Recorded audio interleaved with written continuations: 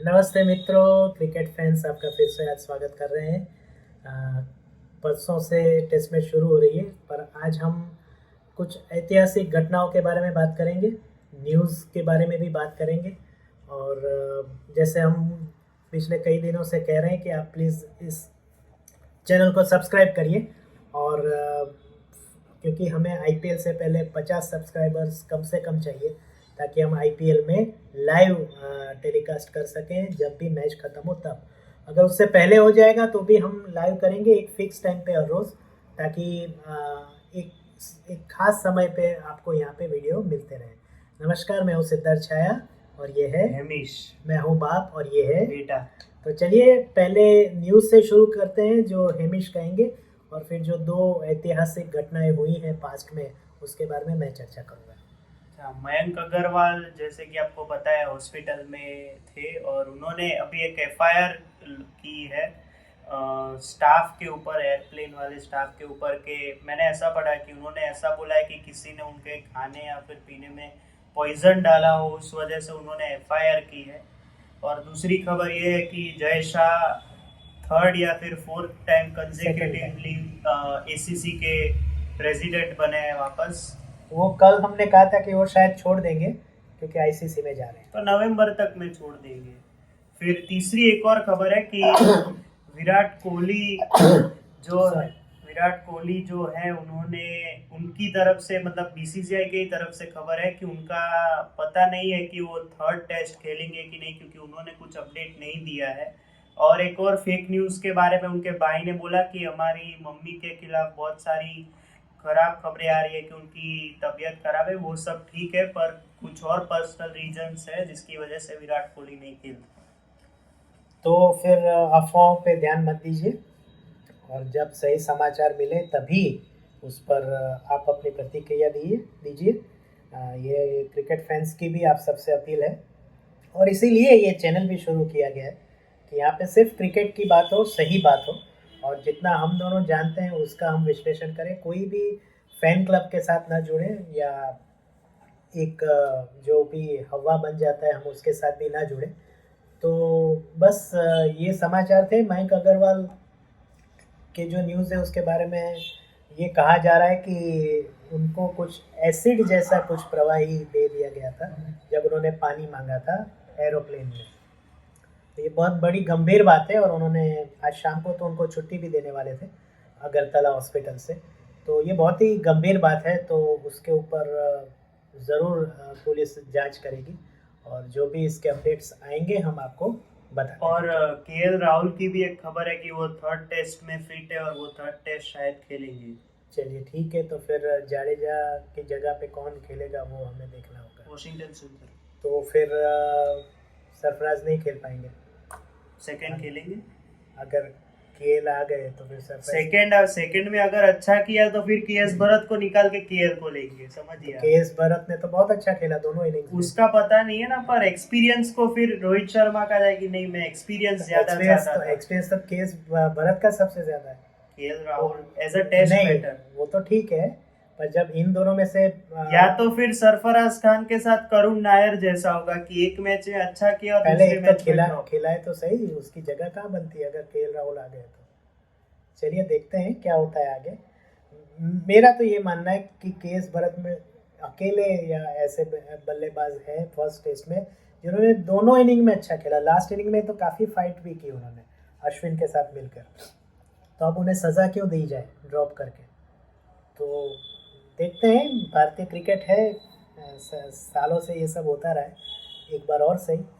चलिए, तो आज हम बात करेंगे भारतीय टेस्ट क्रिकेट इतिहास की एक सबसे दुखद घटना के बारे में। मैंने वो टेस्ट मैच पूरे 3 या 4 दिन जो भी चला था, 5 दिन, वो मैंने देखा था टीवी पे लाइव। और सच कहूँ तो 2003 और अभी जो 2023 में वर्ल्ड कप फाइनल में हारने का जितना दुख नहीं हुआ था, वो इस टेस्ट मैच को हारने पर दुख हुआ। ये टेस्ट थी चेन्नई में 1999 में, मतलब 1999 में, जब एक दिन एक टीम आगे रहती थी, दूसरे दिन दूसरे आगे रहती थी। इंडिया और पाकिस्तान के बीच ये टेस्ट मैच था।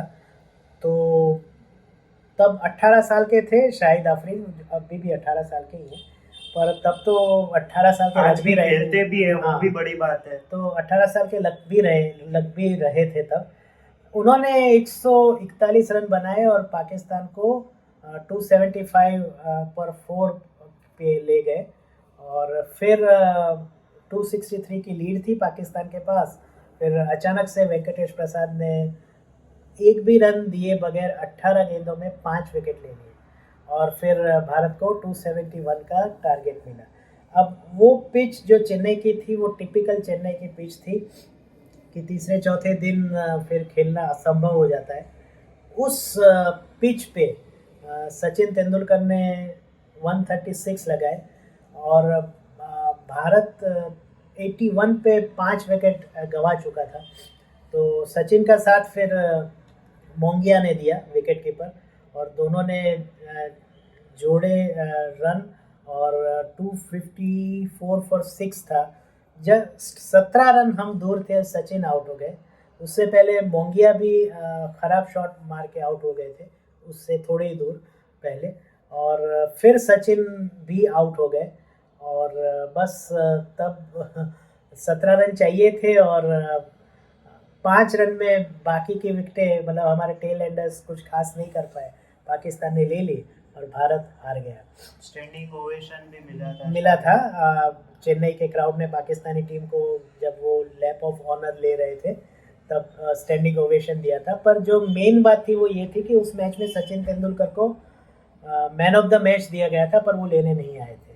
और तब जब बीसीसीआई के जो प्रमुख थे राज सिंह डूंगरपुर, उन्होंने बाद में एक इंटरव्यू में कहा कि वो इतना रो रहे थे और उन्होंने आने से मना कर दिया कि भाई मैं मैच जीता सकता था और मैं नहीं जीता पाया।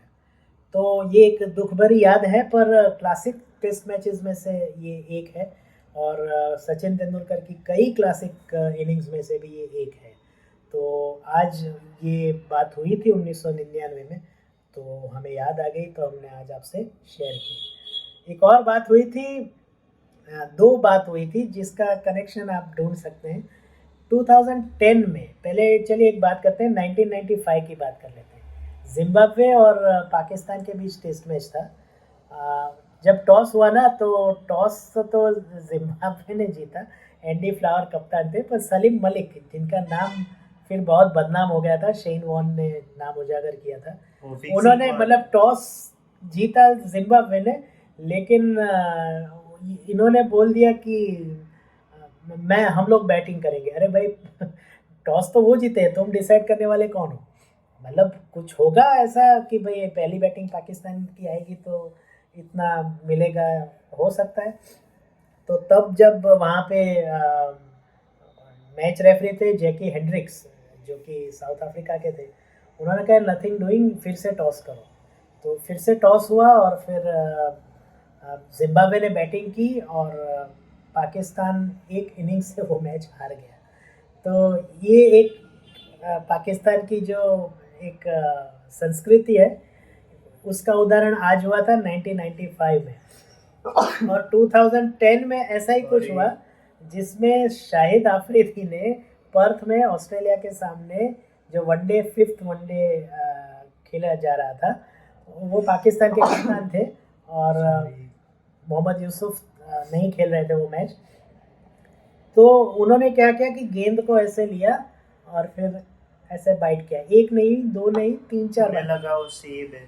तो फिर कैमरास तो अब तो आप जानते हैं, और वो उस टाइम से ही ऑस्ट्रेलिया की कैमरास तो बहुत ही ज़बरदस्त होते थे सालों से, ये पकड़ लिया। तो फिर थर्ड अंपायर ने, जो ग्राउंड अंपायर है, उनको बताया कि भाई ऐसा कुछ हुआ है, आप देखो गेंद।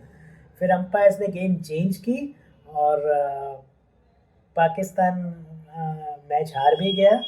पर शाहिद आफरीदी को 2 T20 मैच, जो उसके बाद 5 मैच की सीरीज़ थी, उसमें से उनको बैन कर दिया गया और फिर वो सीरीज़ पाकिस्तान 5-0 से हार गया। इंजमाम उल हक ने तब कहा था कि ये तो सस्ते में छूट गया आफरीदी, वरना तो इनको बहुत लंबा इसके लिए बैन झेलना पड़ता। तो पाकिस्तान के साथ पता नहीं क्यों ऐसा होता है हर बार, कि सारे रॉन्ग रीजंस के कारण ही वो लोग आते हैं न्यूज़ में। तो ये 3 घटना काफ़ी इंटरेस्टिंग लगी, तो आज के दिन ही हुई थी, तो मैंने सोचा आपसे शेयर कर दूं। तो बस आज के लिए इतना ही। कल हम बात करेंगे इंडिया और इंग्लैंड के बीच जो परसों से टेस्ट मैच शुरू हो रहा है उसका एक छोटा सा रिव्यू दे देंगे, प्रीव्यू दे देंगे, और कुछ समाचार में होगा तो वो शेयर करेंगे, कुछ अच्छी ऐतिहासिक घटना बनी होगी तो हम उसके बारे में भी बात करेंगे, सब याद करेंगे। तो बस चैनल आप सब्सक्राइब कर दीजिए, कल फिर से आइए और हमें आप बताते रहिए कि हमें कहाँ सुधार करना है, कहाँ हम अच्छे हैं, कहाँ हमारे वीक पॉइंट है, हमें क्या करना चाहिए। तो बस ये आप हमें बताते रहिए। तो फिर कल मिलते हैं फिर से। तो बस तब तक के लिए सबको नमस्कार, शुभ रात्रि और बाय बाय।